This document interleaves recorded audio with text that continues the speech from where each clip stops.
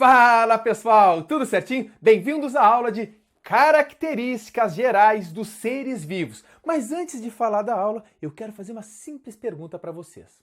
O que é vida? Difícil responder o que é vida, porque na verdade ainda não existe um consenso científico sobre isso. Então junta a filosofia, junta a ciência para tentar responder essa pergunta. E é claro, se tu souber ou se tu tiver alguma ideia do que seja, me mande a sua resposta, que a gente vai discutindo, vai relacionando esses comentários de vocês e de repente é nós aqui que conseguimos uma definição definitiva para o que é vida. Mas gurizada, muito embora essa pergunta seja difícil responder o que é vida, é mais fácil a gente responder o que é vivo, o que é um ser vivo. Por exemplo, eu estou tomando aqui o meu chimarrão amargo e eu sei que ele não é vivo, horas. Ele não tem nenhuma característica que eu consiga olhar para ele e falar, não, isso aqui é um ser vivo. Mas então te liga, gurizada, eu vou falar de algumas das principais características dos seres vivos, só que tu tem que te ligar em uma coisa. Para ser considerado ser vivo, não basta ter apenas uma característica, duas ou três. Para ser considerado ser vivo, tem que ter todas essas características ao mesmo tempo. Vamos falar e começar pela composição química. Gurizada, você sabe que a composição química dos seres vivos é uma composição química diferente de um guarda-roupa, de uma parede, de uma pedra? É diferente. Ou seja, todos os seres vivos devem ter nitrogênio, carbono, hidrogênio, oxigênio, fósforo e enxofre. Aqui está o símbolo atômico deles. E aí, para que você, aquele macete, aquele bizu, para você detonar no Enem, no vestibular, a gente sabe, te liga, a gente sabe que o Enem está mudando. O Enem agora desse ano de 2017 foi um pouco mais difícil, então a gente tem que dar esse passo a mais.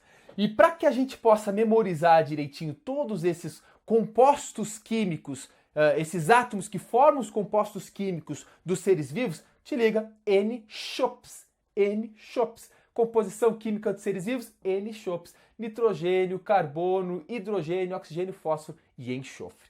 Vamos adiante. Todo ser vivo possui célula. E aí nós temos o tipo de célula procariótica e as células eucarióticas. Lembra? Se você não se lembra, vamos lá. Os organismos que têm célula procariótica são as bactérias. Eles são apenas unicelulares. Agora, as células eucarióticas, nós, por exemplo, possuímos células eucarióticas, os protozoários também, as plantas também, e organismos eucarióticos podem ser unicelulares, é o caso dos protozoários, lembra? Ou multicelulares, como é o nosso caso e o caso das plantas. Agora perceba aqui, gurizada, não existe organismo procarionte multicelular. Nenhuma bactéria cresce em número de células. Ela pode crescer um pouquinho, que eu vou falar logo em seguida, mas não tem. Eu nunca vi uma bactéria gigante andando por aí, né? Não tem. Então vamos lá, reprodução. Todo organismo, é uma característica geral dos seres vivos, tem que reproduzir. Afinal de contas, se não reproduzisse, não ia existir, ia morrer em uma geração, então tu tem que passar o teu material genético adiante. Então a reprodução, que pode ser assexuada ou sexuada, não confunda. Sexuada não significa o ato sexual em si. Reprodução sexuada é quando ocorre troca de gameta. Nós só fazemos reprodução sexuada. Agora, uma bactéria pode fazer reprodução assexuada, quando ela simplesmente se divide em duas, né? Ou ela pode fazer reprodução sexuada, sim. Bactéria também pode fazer reprodução sexuada. Ela troca material genético. Não imagina lá, poxa, você deve estar pensando como é que deve ser a relação sexual de uma bactéria. Não, gente. Lembra, nunca te esqueça, reprodução sexuada é troca de material genético. Lembra lá da planária? Talvez você já tenha feito essa prática da planária quando você estava no teu ensino médio lá. Você pega uma planária, que é um plateuminto, estudaremos ele adiante, e se você cortar a planária ao meio e deixar no potinho ali, ela vai se regenerar e vai ter duas planárias. É um tipo de reprodução assexuada, portanto, seus filhos são idênticos ao pai. Vamos adiante. 4. Metabolismo. Todo ser vivo tem que ter metabolismo. Inclusive, dentro das células ocorre o metabolismo. E o metabolismo pode ser anabolismo e o catabolismo.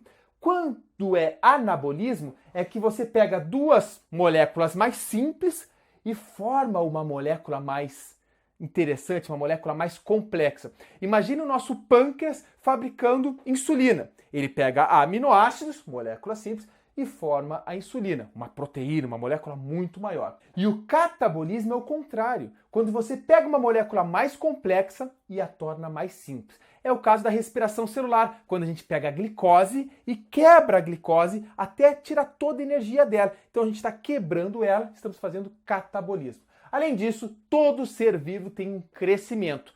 Cuidado, gente. Uma bactéria cresce, sim, ela cresce em volume. Nós, quando crescemos, crescemos em quantidade de células. Veja, uma pergunta interessante aí para fazer. Pega uma pessoa alta e uma pessoa mais baixa. A diferença nas células dela é no tamanho ou na quantidade? Obviamente que agora você sabe que é na quantidade. Quanto maior você é, mais células você tem. Agora, uma bactéria, voltando para a bactéria, que eu falei para vocês que ela também cresce. Te liga. Então ela cresce e depois se divide. Imagina se ela não crescesse, ela ia se dividir uma vez, quando se dividisse a segunda ia ficar menor, ia ficar menor, ia ficar menor e ia acabar a bactéria. Então antes de dividir, de se multiplicar, ela também tem que crescer. Então todo ser vivo cresce. Evolução. Todos os seres vivos sofrem o processo evolutivo. Lembrando que evolução é quando você tem descendentes e passa modificações para eles. Nós vamos estudar a evolução logo adiante no nosso curso. Então te liga, pessoal. Todo ser vivo evolui, ou no mínimo tem a capacidade de evoluir. E aqui nós vamos falar de lamarquismo, darwinismo, neodarwinismo. Na verdade, a evolução é um dos assuntos mais interessantes dentro da biologia e nós vamos viajar junto por ele. Reação.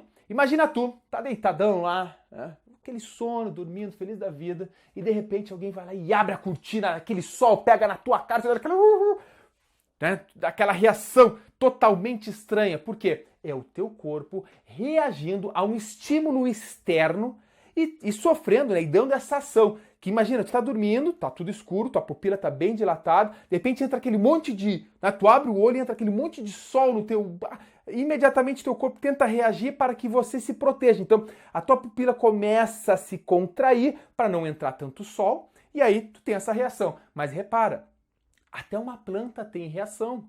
Se você pegar uma planta e deixar ela em um ambiente que tem só um filetinho de sol vindo da janela, ela vai tentar se adaptar, ter reação para captar mais energia solar. Então ela vai se virar para lá para tentar pegar mais sol. Então reação todo ser vivo tem. Inclusive uma ameba. Imagina uma ameba, um protozoário, né, que é um unicelular.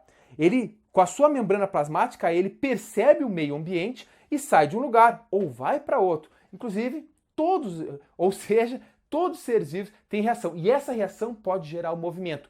Mas te liga, mano velho. Movimento é diferente de locomoção. Locomoção, um carro se locomove. Eu posso me locomover. Uma árvore não se locomove. Mas mesmo as árvores, mesmo as plantas têm movimento. Vamos voltar ao exemplo que eu dei para vocês. Imagina que eu coloquei lá uma planta num quarto todo escuro, virada para cá, ela estava com as folhas para cá, e de lá que tem uma janela que vem sol para ela. Essa planta, em algumas horas, ela vai fazer assim, ó, vai virar suas folhas para a janela. Por quê? Ela vai ter o movimento para otimizar, repara, otimizar a captação de luz. Por quê? Ela precisa fazer fotossíntese para conseguir a sua glicose. Então o movimento também é comum a todos os seres vivos. Esse movimento das plantas chama-se foto de luz, tropismo, de afinidade. Né? Então ela faz um movimento de fototropismo positivo, as folhas das plantas, porque ela precisa de luz. Agora, as raízes das plantas têm o fototropismo negativo. Ora, se tem luz vindo de lá, ela não quer crescer para a luz. As raízes querem crescer para onde não tem luz. E depois tem outros movimentos na planta, como o geotropismo positivo ou negativo, que vamos explorar isso em botânica. Gurizada, vale lembrar que tudo isso que eu falei, ainda existe uma discussão muito grande sobre os vírus. Pergunto para você, você considera os vírus um ser vivo? Pessoal, levando em conta que a teoria celular que diz que todo ser vivo possui célula, um vírus não tem célula, então não é ser vivo. Mas te liga, ainda é uma discussão muito grande dentro da ciência. Alguns cientistas ainda consideram vírus como seres vivos, outros falam que não. Então é um impasse. Porque veja, por mais que o vírus ele não tenha célula, ele tem o seu DNA. E quando ele entra numa célula hospedeira, por isso que a gente diz que vírus é hospedeiro, é parasita intracelular obrigatório. Quando ele está dentro de uma célula hospedeira, ele passa a se multiplicar como se fosse um ser vivo. Então nós dizemos, para ter um meio termo, que vírus está no limiar da vida, ou seja, entre o vida e o não vida. Muito interessante, se você quiser se aprofundar um pouco mais, ler alguns artigos científicos e ver a argumentação de todos os lados, né, dos lados dos cientistas que acreditam que vírus é ser vivo e dos que não acreditam. Espero que tenham gostado deste resumo que eu fiz para vocês. Se tiverem qualquer dúvida, sabem que podem procurar o professor Samuel Cunha. Um grande prazer, um grande abraço e até mais!